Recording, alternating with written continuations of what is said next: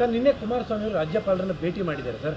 SIT ತನಿಖೆ ಬೇಡ, ಈ ಪೆನ್ಡ್ರೈವ್ ವಿಚಾರ CBI ತನಿಖೆ ಆಗಬೇಕಂತ ಆಗ್ರಹಿಸಿದ್ದಾರೆ. ಈಗ SIT ಮಾಡಿದ್ದೀವಿ.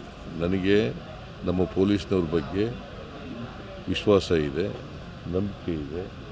ಅವರು ಕಾನೂನು ರೀತಿಯ ಇನ್ವೆಸ್ಟಿಗೇಷನ್ ಮಾಡಿ ತನಿಖೆ ಮಾಡಿ ವರದಿ ಕೊಡ್ತಾರೆ ಅಂತಕ್ಕಂಥ ನಂಬಿಕೆ ಇದೆ.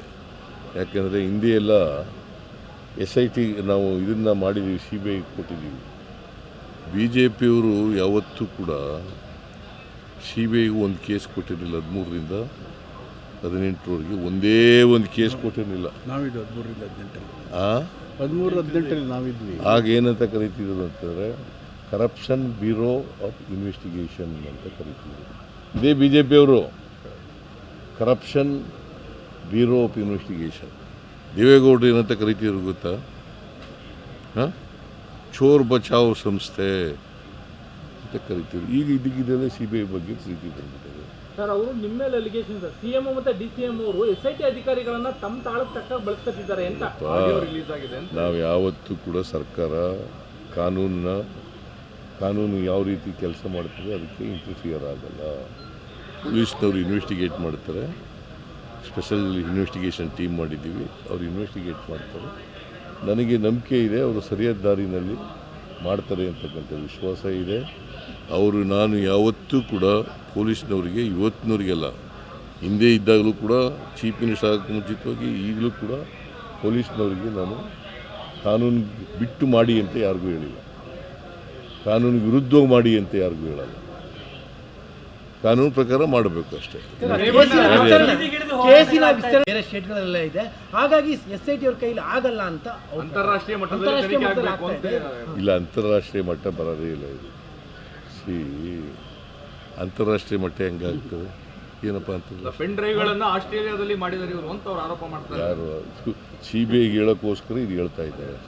ಆಸ್ಟ್ರೇಲಿಯಾ, ಮಲೇಷಿಯಾದಲ್ಲಿ ತಯಾರಾಗಿದೆ. ಆಯ್ತಪ್ಪ, ಮಲೇಷಿಯಾದಲ್ಲಿ ಇವರು SIT ಮೇಲೆ ನಂಬಿಕೆ ಇಟ್ಕೋಬೇಕಲ್ವ? ನಮ್ಮ ಪೊಲೀಸ್ನವ್ರ ಮೇಲೆ ನಂಬಿಕೆ ಇಟ್ಕೊಳ್ಳೋದು, ಇನ್ಯಾರ ಮೇಲೆ ನಂಬಿಕೆ ಇಟ್ಕೊಳ್ಳೋದು?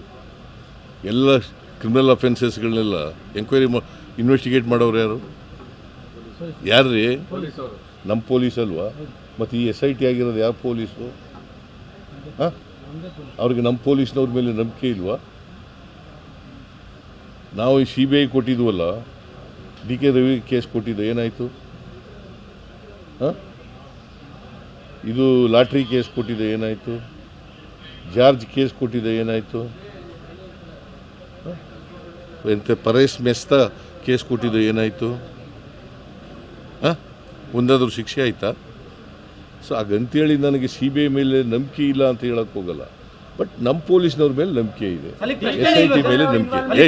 ನೀನೇ ಕೇಳ್ತಾ ಇದೆ ಈ ಕಡೆ ತಳ, ಅವರು ಆದ್ಮೇಲೆ ನೀನು. ನಾನು ಆಮೇಲೆ ಕೇಳು ಅಂತ ಹೇಳಿದ್ದೆ. DK ಶಿವಕುಮಾರ್ ಅವರ ಇನ್ವಾಲ್ವ್ಮೆಂಟ್ ಈ ಕೇಸ್ನಲ್ಲಿ ಇರೋ ಕಾರಣಕ್ಕೆ ಯಾರ ಇನ್ವಾಲ್ವ್ಮೆಂಟು ಇಲ್ಲ, ಇದರಲ್ಲಿ ಯಾರ ಇನ್ವಾಲ್ವ್ಮೆಂಟು ಇಲ್ಲ, ಗೊತ್ತಾಯ್ತಾ? DK ಶಿವಕುಮಾರ್ ಇನ್ವಾಲ್ವ್ಮೆಂಟು ಇಲ್ಲ, ನನ್ನ ಇನ್ವಾಲ್ವ್ಮೆಂಟು ಇಲ್ಲ, ಯಾರ ಇನ್ವಾಲ್ವ್ಮೆಂಟು ಇಲ್ಲ. ಕಾನೂನು ಪ್ರಕಾರ SIT ಕಾನ್ಸ್ಟಿಟ್ಯೂಟ್ ಮಾಡಿದ್ದೀವಿ. ನನಗೆ ನಮ್ಮ ಪೊಲೀಸ್ನವ್ರ ಮೇಲೆ ವಿಶ್ವಾಸ ಇದೆ, ನಂಬಿಕೆ ಇದೆ. ಸತ್ಯಾಸತ್ಯತೆಗಳನ್ನು ಪತ್ತೆ ಹಚ್ತಾರೆ ಅಂತಕ್ಕಂಥದ್ದು. ಸರ್, ರೇವಣ್ಣ ಅವರ ಬಂಧನದಲ್ಲಿ ರಾಜಕೀಯ ಹಸ್ತಕ್ಷೇಪ ಇದೆ, ಅಲ್ಲಿ ಪ್ರಕರಣನೇ ಇಲ್ಲ, ಆದರೂ ಬಂಧಿಸಿದ್ದಾರೆ ಅನ್ನೋ ಒಂದು ಆರೋಪ. ಏನು ಹಸ್ತಕ್ಷೇಪ? ಮತ್ತು ಆಗಿದ್ಮೇಲೆ ಆನ್ಸಿಪೇಟ್ರಿ ಬೇಲ್ ಯಾಕೆ ಮೂವ್ ಮಾಡಿದ್ರು? ಏನು ಕೇಸ್ ಇಲ್ಲ ಅಂದಮೇಲೆ ವೈ ಈ anticipatory bail application is rejected by the court? ಏನು ಕೇಸೇ ಇಲ್ಲ ಅಂದಮೇಲೆ ಆನ್ಸಿಪೇಟ್ರಿ ಬೇಲ್ ಕೊಡಬೇಕಾಗಿತ್ತಲ್ವೇನ್ರಿ? ಕೋರ್ಟ್ ಹೇಳ್ರಿ, ನೀವು ಏನೇನೋ ಮಾತಾಡ್ತೀಯಲ್ಲಪ್ಪ.